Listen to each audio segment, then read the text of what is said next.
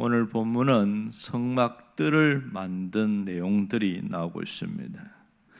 성막 주위에는 네모 반듯한 휘장을 쳐서 이렇게 성막을 만들었는데, 하나님이 그 성막을 만들라고 한 다음에 그 안에 기구들이 들어갈 것을 또 만들라고 했습니다. 그리고 성막을 흰 세마포로 가지고 이렇게 쳤어요. 그렇게 해서 구별하게끔 했습니다. 다른 백성들이 함부로 들어오지 못하도록 그렇게 쳤는데, 오늘 성막들에 대한 내용이 9절부터 20절까지 자세하게 나옵니다. 9절에 보면 그가 또 뜰을 만들었으니 이렇게 나오고, 이 얘기가 설계도가 출애굽기 27장 9절에도 또 나옵니다. 너는 성막들을 만들지니, 이렇게 출애굽기 27장에는 설계도가 있고 오늘 본문은 그 설계도대로 만든 것이 나옵니다. 자, 성막들은 어떤 구조로 되어 있느냐? 일단은 직사각형 형태로 되어 있습니다. 남쪽이 100규빗, 그 다음에 북쪽이 100규빗, 100규빗 하면 50m를 이야기합니다. 그리고 서쪽과 또 문이 있는 동쪽, 여기는 50규빗, 25m죠. 절반 되는 거. 이렇게 해서 전체 평수로 하면 380평, 약 400평 되는 그런 규모가 성막입니다. 뜰까지 다 합쳐서 말입니다. 그 다음에 그 구조에서 울타리를 하나씩 세우는데, 기둥을 이렇게 다 박아가지고 전체 몇 개냐면 60개의 기둥을 만들었습니다. 그러니까 위에 남쪽에 20개, 북쪽에 20개, 동쪽에 10개, 서쪽에 10개, 이렇게 해서 총 60개의 기둥을 박고 천으로 밖에 이렇게 세마포로 가렸지요. 단지 동쪽의 입구 문은 세마포로 하지 않고 청색, 자색, 홍색 실과 가늘게 꼰 배실, 흰색을 이렇게 해서 문은, 성막으로 들어가는 문들은 다 다르게 했다, 이렇게 표현되어 있습니다. 자, 그리고 성막들 안에는 제일 처음 들어갈 때는 뜰을 통과하면 뭐가 나옵니까? 번제단이 있고, 그리고 물두멍이 있습니다. 이게 성막뜰에 있는 그 안쪽에 있는 거고요. 그리고 또 하나의 집처럼 생긴 게 있지요. 그게 성소와 지성소입니다. 성소와 지성소 그 전체 하나는 몇 평일까요? 성소 안에 들어갔을 때의 성소가 5m 곱하기 15m니까 약 23평 정도 됩니다. 상당히 크지요. 그 성소를 넘어서 들어가면 지성소인데, 그것은 가로 세로 5m 곱하기 5m, 높이 5m, 상당히 높습니다. 이렇게 해서 정방향되어 있습니다. 그러니까 사각형인데 정사각형이 되겠지요. 이렇게 해서 여기가 지성소, 그러니까 성소의 3분의 1이 지성소다, 이렇게 볼 수 있습니다. 자, 이렇게 성막의 구조가 있는데, 성막뜰 전체에 그러면 이 성막뜰이 주는 영적인 의미가 무엇인가 하는 겁니다. 먼저 성막뜰에서는 구원이 시작된다는 사실을 보여줍니다. 우리가 세상 속에 살지만 세상과 구분되는 것을 어떻게 알 수 있냐면 바로 성막뜰에 들어온 자들이기 때문에 그렇게 다르다, 이런 얘기를 할 수 있습니다. 또 하나는 이 성막의 구조 전체는 신앙생활을 보여주고 있는데, 세상에 살던 우리가 교회로 들어와서 어떤 과정을 통해서 신앙생활하는가, 이것을 보여주는 것이 성막들 전체에서 우리에게 주는 의미입니다. 처음 교회에 왔을 때에 예수 그리스도를 통해서 신앙 고백하지요. 구원을 얻습니다. 그러고 나서 이루어지는 것은 성화의 단계입니다. 성화, 십자가 앞에서 온전히 회복된 자들이 하나님의 자녀가 되었어요. 그러면 그들이 말씀과 성령으로 새로워지는 것, 이것이 바로 성막 안에서 일어나는 일이고요. 세 번째는 이 성막의 구조는 신앙 인격의 구조를 나타내고 있습니다. 우리는 하나님의 성전이다, 고린도전서 3장에 그 얘기를 하고 있잖아요. 그러니까 신앙 인격이 어떻게 형성되냐, 바로 이 성막의 구조처럼 교회 안에서 이것이 이루어진다. 결국 성막들은 교회 생활을 말하고 있다는 것을 알 수 있습니다. 이것이 성막들이 보여주는 영적인 원리인 것을 알 수 있지요. 그렇다면 우리는 어떤 사람이냐는 거예요. 교회는 어떤 곳인가, 이것을 아는 것이 중요합니다. 예수 그리스도를 신앙으로 고백한 사람들을 교회다 이렇게 말합니다. 교회 공동체. 그런데 가장 무서운 일은 성막들 밖에 있는지 성막들 안에 있는지 구별이 없어지고 있다는 것이 가장 안타까운 일입니다. 그런데 믿는 것 같기도 한데 실상 보면 안 믿는 것 같고, 도대체 믿는 거야 안 믿는 거야 헷갈리는 사람들이 있습니다.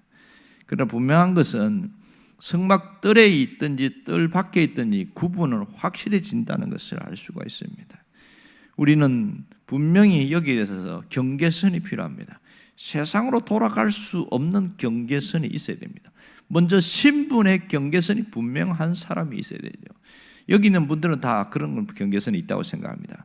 그 다음에는 뭐냐면 삶입니다. 삶에서 세상에 속한 자가 아니라는 경계선이 뭐냐? 나는 세상에 대하여 죽은 자다, 이렇게 선언하는 것이 바로 경계선을 지키는 거죠. 그런 것이 없으면 늘 번민과 갈등과 고민 속에 삽니다. 왜냐하면 세상에 푹 빠질 때는 그게 너무 재미있어요. 교회 오게 되면 내가 이렇게 살면 안 되는데 끊임없이 갈등하는 거예요. 왜냐하면 세상에 대하여 죽은 자로 여기지 않고 산 자로 여기고 살기 때문에 그렇습니다.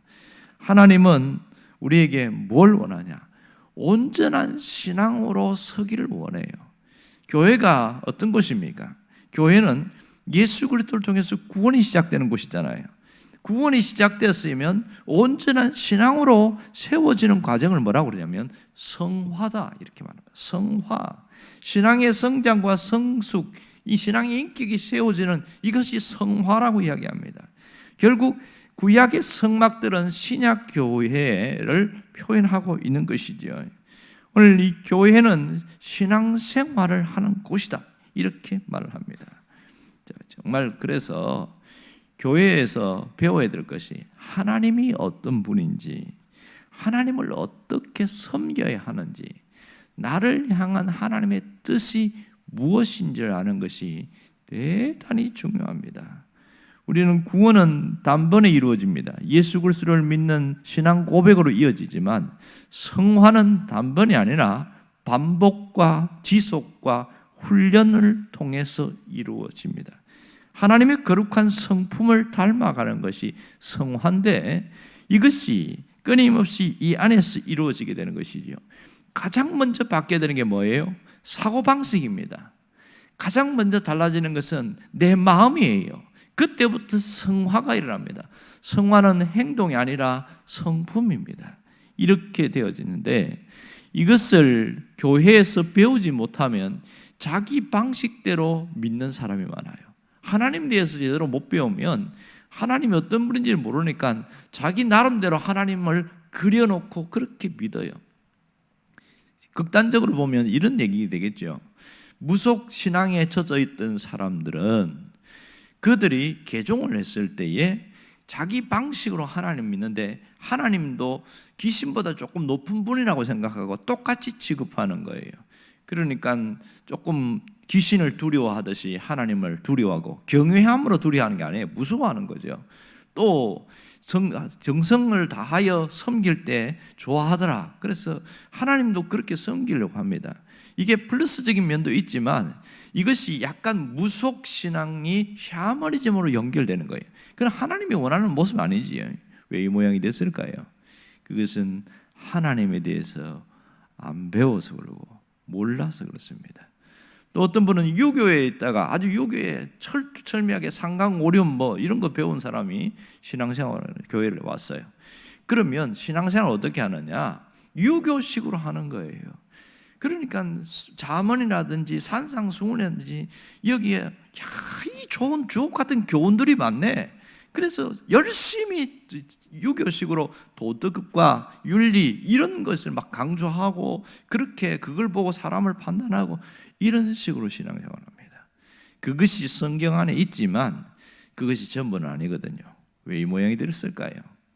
신앙생활 자체가 하나님과 하나님의 성품을 몰라서 그렇고, 나를 향한 하나님의 뜻을 모르면 자기 방식대로 믿는 겁니다.